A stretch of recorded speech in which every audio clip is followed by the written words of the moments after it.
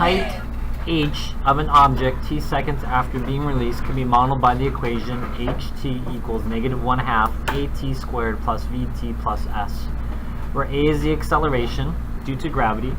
You can also write in there, that's what we talked about before, that was called initial velocity. No, sorry.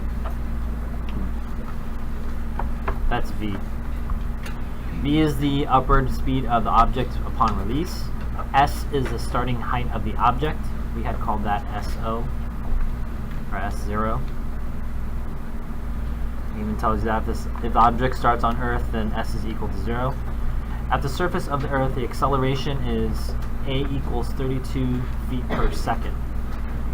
That should be like a square right there. So I'm going to rewrite my equation. H of t equals -1/2. My A value is going to be 32.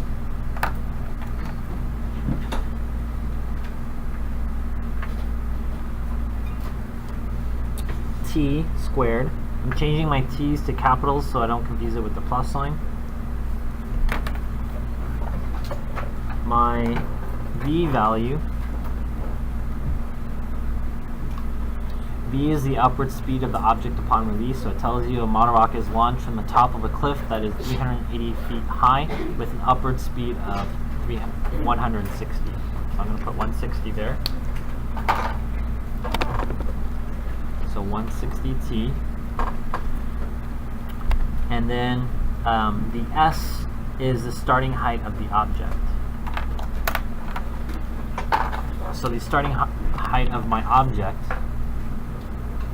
is starting on a cliff that's 384 feet.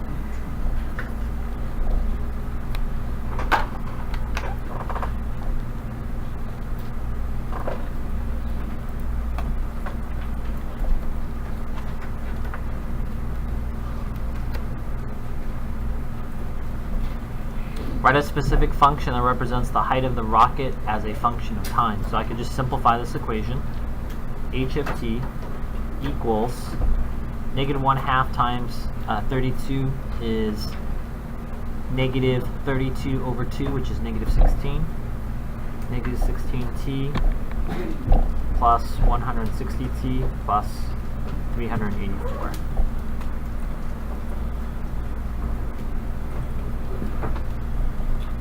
Questions B and C I asked you to skip because it deals with maximum or the vertex, and I haven't taught you guys that yet, so you can skip.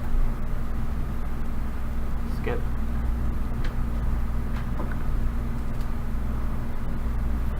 How many seconds after the launch does a rocket reach the ground? So let's go ahead and draw the picture now.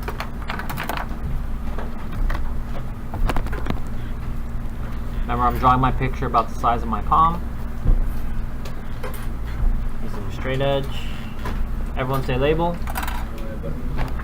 I'm telling you to label it. So the independent is the time measured in seconds. T is for time. That's also the x-axis. So if you get a little bit confused on these problems, just think of all the t's as x's.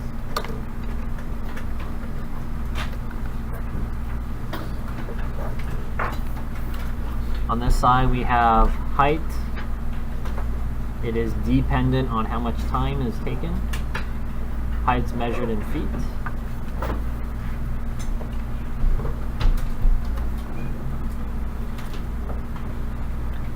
Go ahead and point to the equation. Point to the y-intercept of the equation. Point to the y-intercept of the graph. You should have something like this. Because it's starting on a cliff, it's not starting here at the origin. This would be wrong. It's something up here.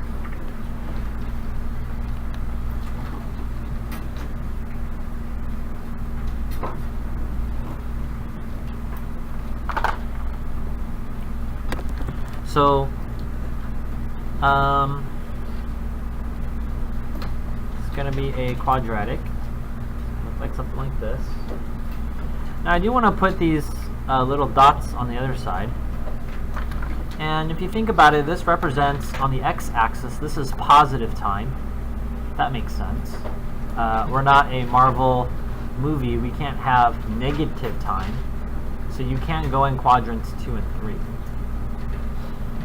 Now, when we do solve it, you might solve for x-intercepts that are negative and positive, but we're really focusing on just quadrant 1.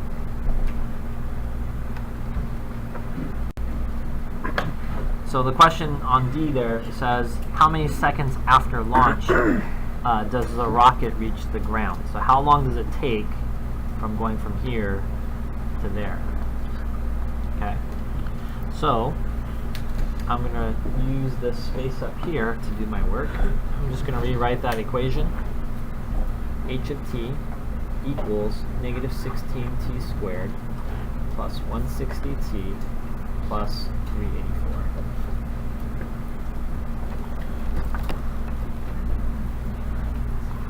So I'm going to do my work over here. And if you look at that question, let's look at that question. It says, how many seconds? Think in your head a variable.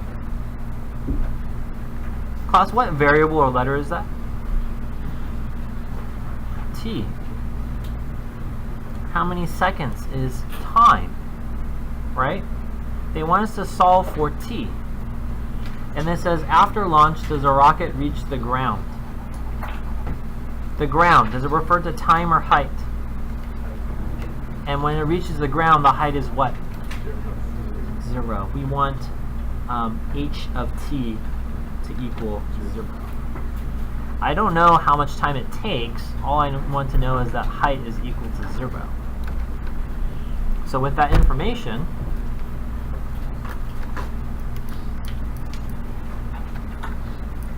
let's go ahead and put that up here.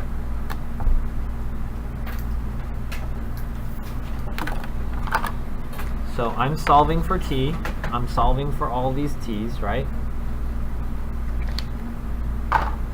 And we just said that h of t is equal to 0. So h of t is equal to 0.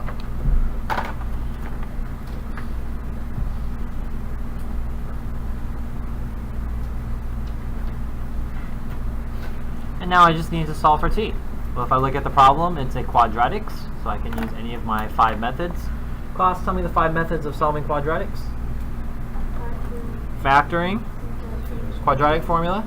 Completing the square. Square root method, and graphing. So we have these 5 methods, and I'm looking at this problem here.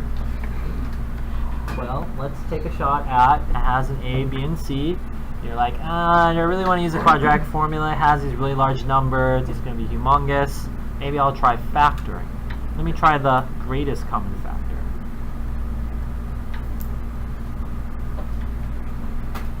Class, negative 16 times something equals negative 16t squared. T squared. Essentially what you're doing is, someone asks, is this just dividing the whole thing by negative 16? Yeah, that's all we're doing. Class, how many times does negative 16 go into a positive 160t? And negative 16 goes into 384.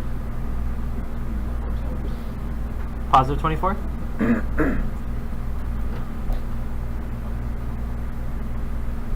Oh, this looks more manageable. So you can double check. Negative 16 times t squared is that. Distribute that. And distribute becomes that. Okay?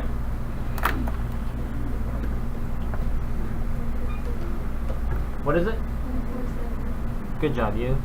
Good job, you. Negative 24. Okay, so let's think about this. You could use a quadratic formula for the big one. You could use the quadratic formula for this one, but I'm going to keep going and see if I can factor it.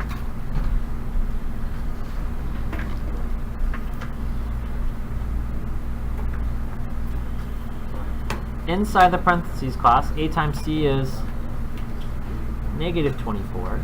My b value is negative 10.